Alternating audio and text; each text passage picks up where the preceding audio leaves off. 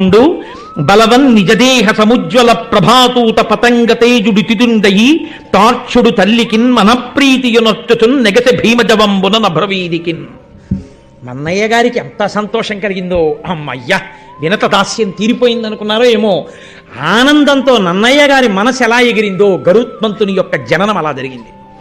ఎంత గొప్ప పద్యం పడిపోయిందో ఆ ఆనందంలో, అటువంటి సమాసాలు పడిపోయి అంతే.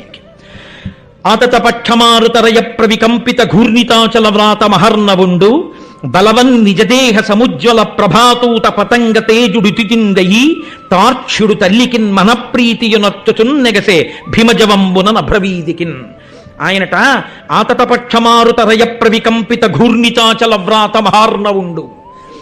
ఆయన పుడుతూనే గుడ్డులోంచి పైకి ఎగరడానికి ఇలా రెక్కలు విప్పి అల్లార్చి పైకి ఎగిరితే ఆయన రెక్కలలోంచి వచ్చినటువంటి గాలికి కులపర్వతాలు లేచి